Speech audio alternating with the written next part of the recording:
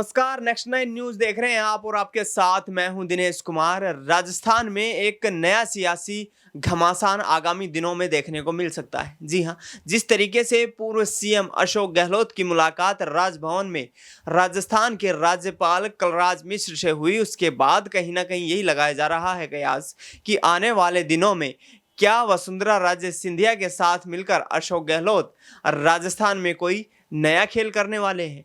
आखिर इस मुलाकात के क्या मायने हैं, क्योंकि जिस तरीके से अशोक गहलोत ने 2023 के विधानसभा चुनाव में कांग्रेस को मिली करारी हार के बाद 3 दिसंबर को शाम 7 बजे राजभवन पहुंचकर राज्यपाल को अपना इस्तीफा सौंप दिया था। उसके बाद राजस्थान में नई सरकार का गठन हो चुका है। मेरे साथ अमन जी मौजूद है, मेरे वरिष्ठ सहयोगी हैं, राजस्थान की राजनीति को करीब से समझते हैं। तो इनसे जानने की कोशिश करेंगे कि ये जो मुलाकात हुई है राज्यपाल के साथ अशोक गहलोत की, इसके क्या मायने समझे जाते हैं।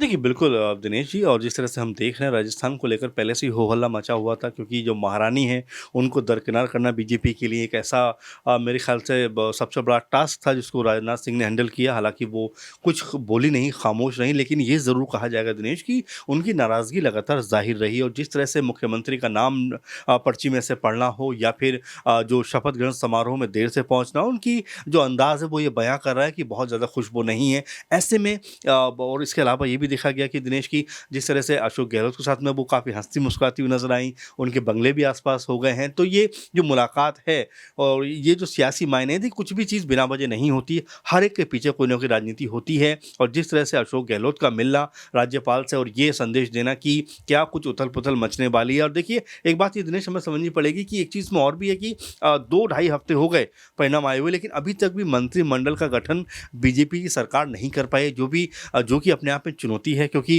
क्या कोई चेहरे ऐसे हैं जो बगावत कर सकते हैं, या राजे खेमा ऐसा है कि अगर उसको उसके मुताबिक मंत्रालय नहीं मिले तो वो बगावत कर सकता है। तो बीजेपी इसी को सुलझाने की माथापच्ची में लगी हुई है। और अगर मुझे ऐसा लग रहा है कि बीजेपी अगर इसको नहीं संभाल पाई तो राज्य के रूप में एक विद्रोह का कह सकते हैं कि उनको सामना भी करना पड़ सकता है, क्योंकि राज्य एक बहुत ताकतवर कह सकते हैं कि नेता हैं राजस्थान की, और लगातार उनका जो कद है बहुत मजबूत रहा है। वहाँ पे आपको याद होगा जब परिणाम आते हैं उसके 1-2 दिन के अंदर ही उनके घर पे 50-60 विधायक पहुंच जाते हैं। तो ये बात पता चलती है कि उनका जो राजनीतिक ज़मीन है वो कितनी ताकतवर मजबूत है। ऐसे में बीजेपी बिल्कुल भी नहीं चाहेगी कि उनको ज़रा सा भी नाराज़ किया जाए। यही वजह है कि लगातार उनको लेकर माथापच्ची चल रही है। लेकिन ऐसे में लगातार कांग्रेस पार्टी भी अपनी भूमिका को देख रही है कि उनको क्या करना है, कैसे करना है। अगर कोई संभावना बनती है तो क्या हमारा कह सकते हैं कि कोई चांस बन सकता है। तो ये तमाम तरह की कयासबाजी है, क्योंकि अशोक गहलोत का इस तरह से मिलना कोई ना कोई इशारा तो कर रहा है कि क्या राजस्थान में सब कुछ ठीक है, क्योंकि बीजेपी भी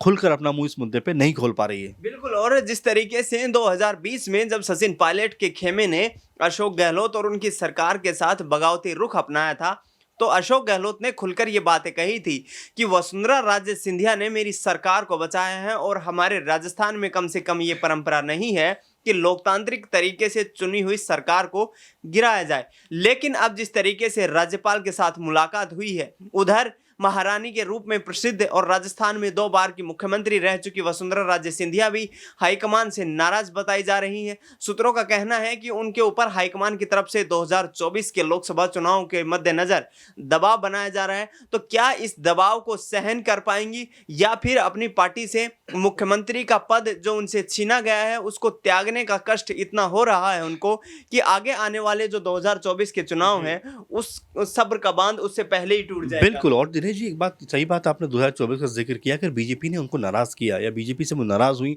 भले ही पार्टी में बहुत विद्रोह की संभावना तो नहीं है, लेकिन ये बात आप मान के चलिए कि सीधा-सीधा घाटा बीजेपी को होने वाला है। क्योंकि आपको याद होगा कि 2019 के चुनाव में बीजेपी को 25 की 25 यानी कि 24 सीटें मिली, और एक सीट जो उनके साथ में गठबंधन में थी आरएलपी, उसको भी एक सीट मिली। तो यानी कि बीजेपी ने पूरी तरह सफाया किया कांग्रेस पार्टी का। तो ऐसे में एक बड़ा दारोमदार राज्य के ऊपर रहता है कि जिस तरह की राजनीति में वो एक्टिव रहती है, तो बीजेपी के लिए ज़्यादा बेहतर ज़मीन ज़मीन वहाँ पर राजनीति की हो जाती है। लेकिन अगर बीजेपी उनको मना नहीं पाती है, नाराज़ वो रहती हैं, तो आप ये मान के चलिए कि बीजेपी को इसका घाटा होगा। और यही बात बीजेपी के जो बड़े आला कमान हैं, चाहे वो नड्डा हों, अमित शाह हों या खुद पीएम मोदी हों, वो लगातार ये बात समझ रहे होंगे कि राज्य को नाराज़ करने का मतलब है कि बीजेपी के लिए अपनी कह सकते हैं कि राजनीति को कमज़ोर करना है राजस्थान के अंदर। तो ऐसे में राज्य को लेकर भी मंथन चल रहा होगा। उनके जो खेमे के जो लोग हैं, उनको क्या-क्या मंत्रालय दिए जाएँ, उसको लेकर भी मंथन चल रहा होगा। और जिस तरह का प्रभाव लगातार देखने को मिला भी है, दिनेश की ये कहा जा रहा था कि दिया कुमारी लगभग वो सीएम बनने की कगार पे थी,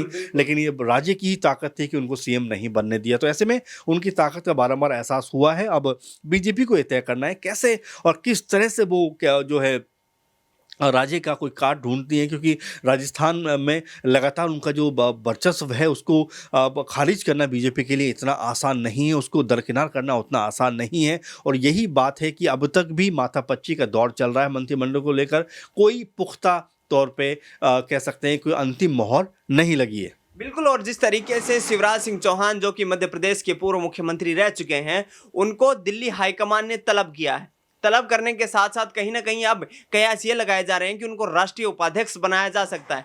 तो ऐसे में क्या भारतीय जनता पार्टी जिस तरीके से शिवराज सिंह को मध्य प्रदेश यानी कि भोपाल से दिल्ली लेकर आई है, तो क्या जयपुर से दिल्ली में वसुंधरा राजे सिंधिया को कोई आगामी वक्त में कुछ जिम्मेदारियां दी जा सकती हैं? देखिए दिनेश जी, आपको ये समझना पड़ेगा कि शिवराज को अगर केंद्र में लेकर आया जा रहा है या आला कमान जो है दिल्ली में उनको बुलाना चाहता है, इसका सीधा मकसद ये है कि मध्य प्रदेश से उनको हटाना चाहता है। और वहीं राज्य को अगर लेकर आना चाहता है तो राजस्थान से उनको हटाना चाहता है, ताकि जो नए चेहरे हैं वो बेखौफ होकर काम कर सकें। क्योंकि देखिए प्रभाव बहुत ज़्यादा है, हम कह रहे हैं कि और लोकप्रियता बहुत ज़्यादा है दोनों ही बड़े नेताओं की। और ये बात बीजेपी को अच्छे से पता है कि अगर इनको गलत तरीके से हमने ट्रीट किया तो ये हम पे ही भारी पड़ जाएगा। अच्छा ये होगा कि इनको कोई पद देकर चुपचाप से राजस्थान से हटा दिया जाए, ताकि अपनी जो नए नेताओं की फौज है उसको वहाँ पर बेहतर तरीके से एस्टैब्लिश किया जाए। और ये बात बीजेपी को अच्छे से पता है, इसीलिए चाहे वो शिवराज सिंह चौहान हो या फिर वसुंधरा राजे हो, लगातार उनके या तो राज्यपाल बनने की संभावना पर जो है बात हो रही है या फिर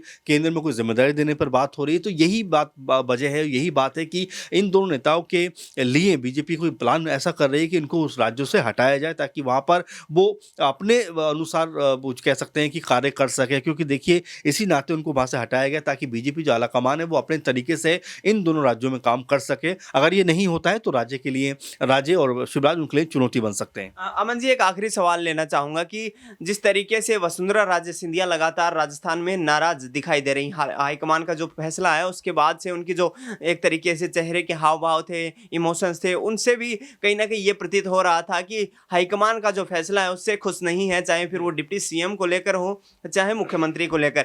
तो क्या यहाँ से यदि वसुंधरा राजे सिंधिया अब कोई कदम उठाती हैं जिसके बाद या बीजेपी जो पार्टी है उसको कोई नुकसान हो सकता है या फिर इंडिविजुअल रूप से राज्य परिवार को कोई नुकसान हो सकता है? देखिए राज्य परिवार का सही कहा आपने कि बहुत वहाँ पे दखल है और अच्छी खासी राजनीति है। लेकिन मुझे ऐसा लगता है कि राज्य से ज़्यादा बीजेपी को नुकसान हो सकता है, क्योंकि राज्य की अपनी जो पर्सनल वैल्यू है, आप समझ पा रहे हैं कि 50 साल विधायक उनके साथ में खड़े हो जाने का मतलब ये है कि उनके एक कहने पर हो सकता है विधायक टूटकर उनके खेमे में चले जाएं और ये एक नई पार्टी का जन्म भी कहीं ना कहीं हो जाए। तो ये कहना मुझे ऐसा लग रहा है कि राज्य को इतनी जल्दी नज़रअंदाज करना बीजेपी के लिए बस की बात नहीं है। और साथ में उनको जिम्मेदारी देकर हटाया जा सकता है। वही मैं कह रहा हूँ कि उनको मान लीजिए किसी राज्य का राज्यपाल बना दिया गया, मना लिया कि जाइए आप वहाँ पर जाकर काम करिए, तो हो सकता है कि वहाँ पर फिर बीजेपी अपने हिसाब से काम करे। लेकिन अगर वहाँ पर राज्य हैं तो फिर उनकी अनुमति के बगैर या उनकी रजामंदी के बगैर आप वहाँ पर कोई ऐसा नहीं कर सकते जो आप चाहते हैं। तो यही वजह है कि लगातार जो बीजेपी है शिवराज सिंह चौहान और राज्य को उन राज्यों से हटाना चाहती है ताकि वहां पर अपने मनमाने ढंग से काम कर सके। बिल्कुल। तो बीजेपी एक नया नेतृत्व तैयार करने की कोशिश कर रही है और 2024 के लोकसभा चुनाव तक किसी ना किसी तरीके से इन दिग्गज नेताओं को पार्टी संगठन के साथ साधे रखना चाहती है, चाहे वो फिर केंद्र सरकार में या फिर संगठन में कोई बड़ा जो पद है, कोई बड़ी जिम्मेदारी है, उसको देकर इनको 2024 के लोकसभा चुनाव तक किसी ना किसी तरीके से साथ रखा जाए, जिससे कि एक किसी भी प्रकार की जो बागी सुर है उनको अपनाने से अपने आप को दूर रखे। तो देखना यही होगा कि जादूगर के नाम से प्रसिद्ध गहलोत की हुई मुलाकात अब क्या राजस्थान में एक बार फिर नया सियासी संग्राम शुरू कर पाती है। फिलहाल अमन जी, आपका बहुत बहुत धन्यवाद और इस खास रिपोर्ट में इतना ही। देश दुनिया की तमाम बड़ी खबरों के लिए आप देखते रहिए नेक्स्ट 9 न्यूज़।